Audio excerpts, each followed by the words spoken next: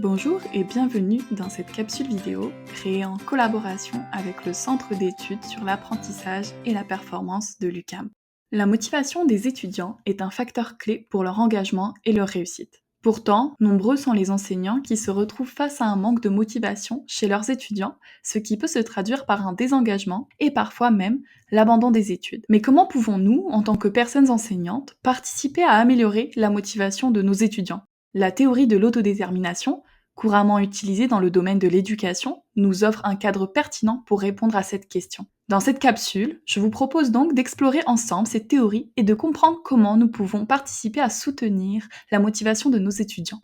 À la fin de cette vidéo, vous repartirez avec des outils concrets à intégrer dans votre pratique afin de stimuler la motivation de vos étudiants et favoriser leur engagement et leur réussite.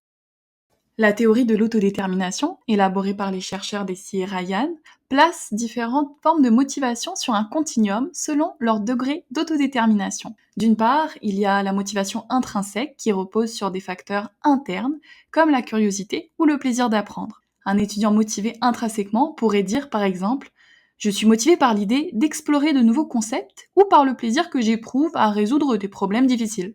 Ensuite, on retrouve la motivation extrinsèque, qui découle de facteurs externes tels que les récompenses, les attentes sociales ou encore la peur d'une punition. Un étudiant motivé extrinsèquement pourrait dire « Je suis motivé parce que je veux obtenir une bonne note » ou alors « Je veux rendre mes parents fiers ». Enfin, de l'autre côté du continuum, on retrouve la motivation, qui correspond à une absence de motivation, souvent liée à l'inaction ou à une exécution mécanique des tâches sans réelle implication. Un étudiant amotivé pourrait par exemple dire « Je fais ce travail parce qu'on me demande, mais je n'y vois pas vraiment d'intérêt et je ne pense pas que cela me mène quelque part ».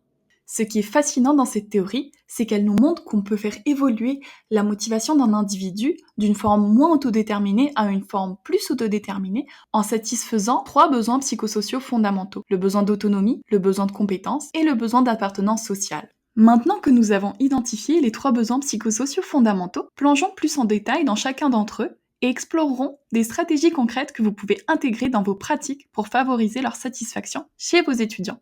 Commençons par le besoin d'autonomie. Ce besoin s'épanouit lorsque les étudiants perçoivent qu'ils exercent un certain contrôle sur leur parcours d'apprentissage et sur les décisions qui le constituent. Pour soutenir ce besoin, il est important d'offrir aux étudiants des opportunités de choix.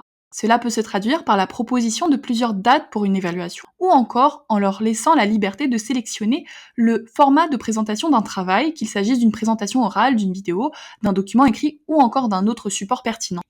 Il est également fondamental de les encourager à assumer des responsabilités au sein de leurs apprentissages, les impliquer dans l'élaboration du plan de cours ou dans l'organisation d'une activité pédagogique sont d'excellentes façons pour renforcer le besoin d'autonomie. Explorons maintenant le besoin de compétence. Ce besoin se manifeste par le sentiment de se percevoir comme capable de réussir et de maîtriser les tâches entreprises. Pour le renforcer efficacement, il est crucial de proposer des défis qui soient adaptés au niveau de chaque étudiant. Une approche pertinente consiste à offrir des activités avec différents niveaux de difficulté en encourageant les étudiants à débuter par celui qui leur semble le plus approprié pour gagner en confiance progressivement. De plus, il est important de prendre le temps de fournir des rétroactions constructives et personnalisées aux étudiants. Ces rétroactions devraient à la fois mettre en lumière les points forts de chaque étudiant, reconnaissant ainsi leurs acquis, et offrir des pistes d'amélioration claires et concrètes pour les guider dans leur progression. En soulignant les réussites et en proposant des stratégies pour surmonter les difficultés, on va nourrir leurs besoins de compétences. Enfin, penchons-nous sur le besoin d'appartenance sociale. Ce besoin se traduit par le désir de se sentir connecté aux autres, accepté et soutenu au sein d'un groupe. Pour le cultiver, il est essentiel de construire un climat de respect et de bienveillance, un environnement véritablement inclusif et un espace sécurisant où chaque étudiant se sent libre de s'exprimer et d'être lui-même sans appréhension. Pour favoriser le besoin d'appartenance, plusieurs stratégies peuvent être mises en œuvre. L'organisation d'activités brise-glace en début de session ou ponctuellement peut aider à tisser des liens entre les étudiants. Allouer du temps pendant les cours pour des interactions et les partages de pensées et de réflexions entre les étudiants encourage la connexion et la compréhension mutuelle. De même, la mise en place régulière d'activités de groupe favorise la collaboration et le sentiment de faire partie d'une équipe.